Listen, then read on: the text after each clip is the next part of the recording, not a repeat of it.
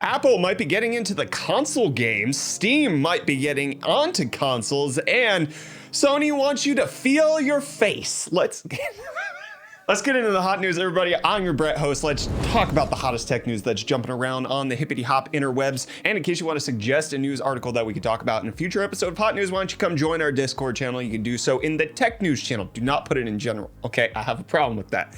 Anyways, what I don't have a problem with is more competitors in the console arena, because then that might make it so that there's more options, better pricing, and more availability. It's a good thing. Well, the latest indication, at least from a Korean news source, is that Apple might be getting into a portable hybrid console situation with a brand new SoC that offers enhanced GPU performance. And especially if you look at something like the MacBook Air M1, those M1 chips are actually doing really well compared to the competition on the market. So I think that Apple could design some silicone that could actually do really well in the console market. So the report about this is essentially saying that it's going to be a dockable console, one that you plug in, have it display on your TV, and then you would take it away and actually use it in handheld mode. Similar to the concept that Apple's been implementing with their iPad. It's essentially a tablet, but it's also a laptop, especially with their Magic Keyboard. They want you to take it off. They want you to use it as a tablet if you need it, but you also have the full portability of a laptop. So I could believe that they might potentially have some sort of idea where they could create a form factor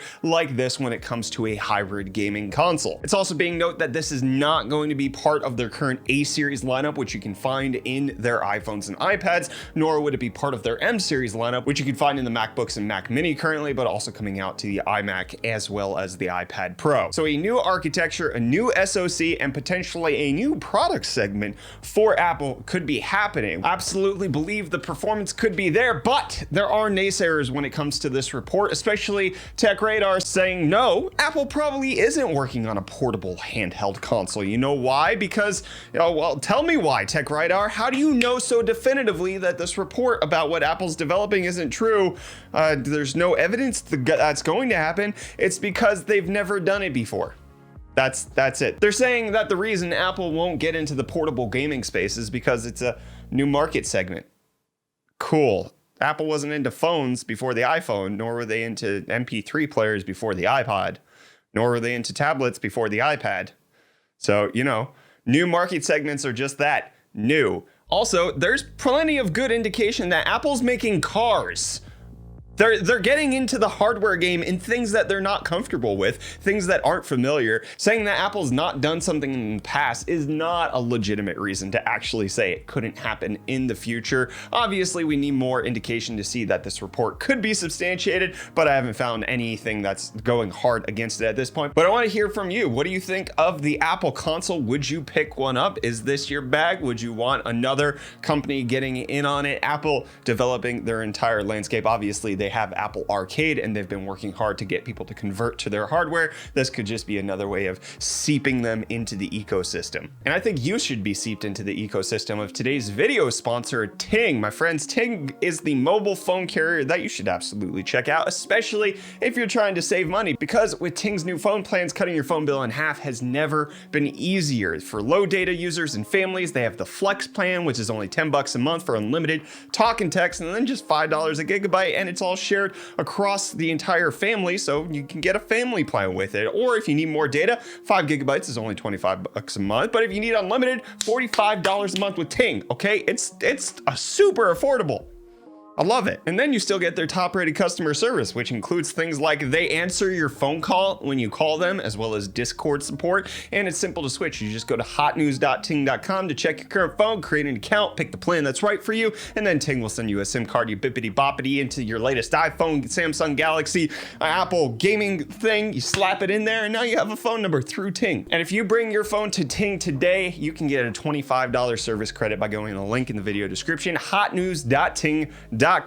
You'll be able to bring your phone number and you'll be able to save some money. Hotnews.ting.com. Thanks to them for sponsoring today's episode. Let's continue to talk about Apple for a second, because it's been revealed that the Linux kernel now has preliminary Apple M1 support, with it being added. Not much is really going on at this point. The GPU is still not even half baked, according to reports. It doesn't support all of the features, but according to some people, it lays a solid foundation and is probably the most challenging upstreaming step that we'll have to do. GPU, at least until the GPU stuff is done. So in case you want Linux on your M1, we're getting ever closer to the day. Speaking of fusing things together, Valve is getting ever closer to the day that they might be starting to put Steam games on a console. That's according to an interview that came out with Gabe Newell, who, in response to the question of will Steam be porting any games on consoles or will it stay on PC, he said you'll have a better idea on that by the end of this year. It won't be the answer you expect.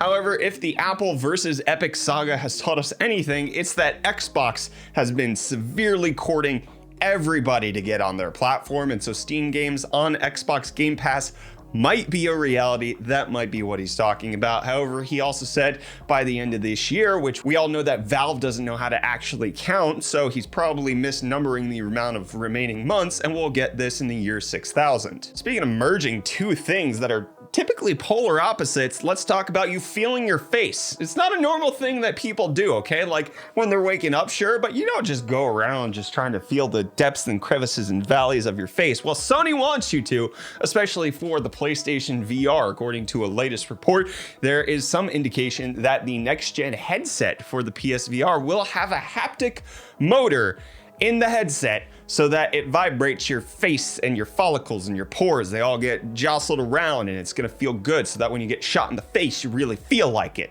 And you can do that remotely using remote play.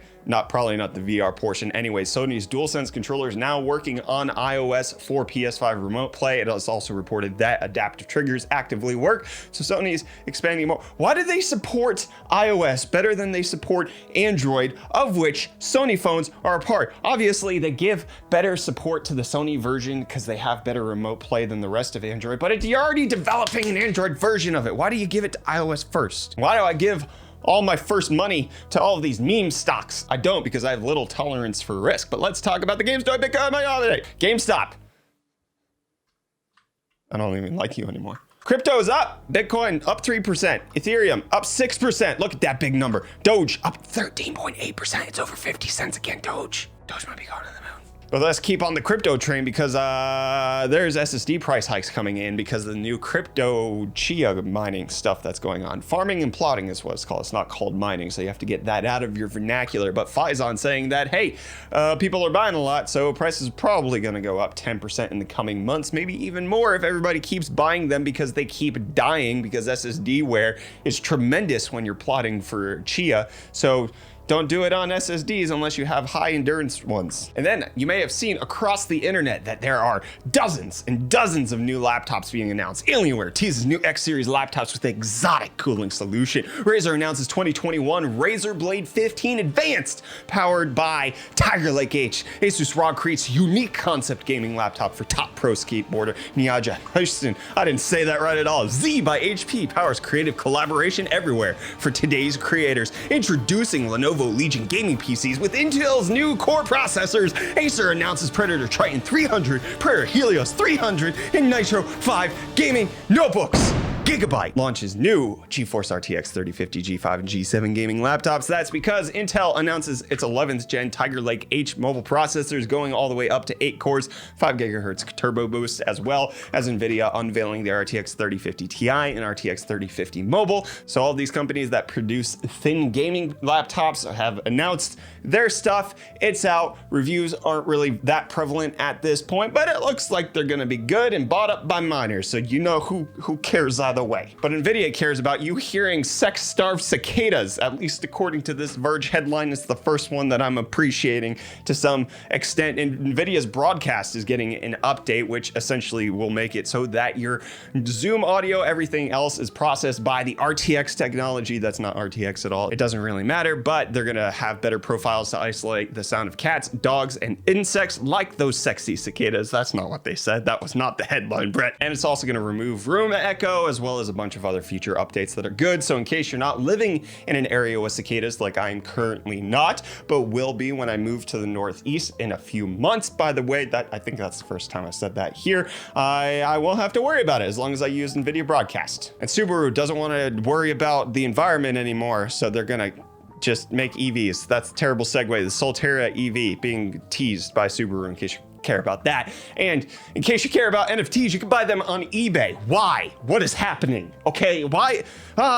You could buy an NFT or you could buy a real thing, but you can do both on eBay. Blockchain-driven collectibles are coming soon to eBay, only through verified sellers right now. But this is gonna make it so that when things like the RTX 30 series launch happens in the future and people are trying to scalp them on eBay, and then you have people selling pictures of the RTX 3080, you know what they're gonna sell now? They're gonna sell NFTs of them, okay? Which is a brilliant idea for the people who are doing it, but not for the people who are legitimately just trying to buy a graphics card and they need one for an upgrade or something like that. I say it happens for business reasons, right? So they could be doing that, but then they find out, oh no, I bought an NFT of a 3080. I don't actually get a physical 3080 because NFTs aren't real. They're not an actual thing, and selling them like they're a commodity doesn't even make sense because they're a digital asset, but the digital asset is not the original one because the original one stays on the computer, and the one that you upload to the internet is obviously a copy. Anytime you share from your computer, even if you control and copy paste to an SSD, the thing on the SSD is a copy. Nobody has the original besides the original file. That's how digital assets work. You can't have an original. NFTs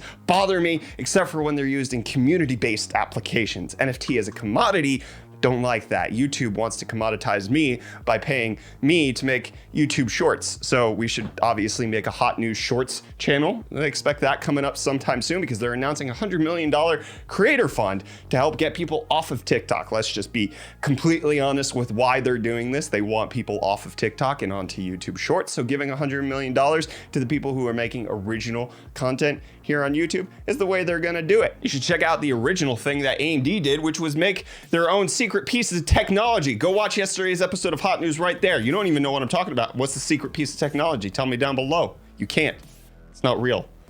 Like, I'm not buying.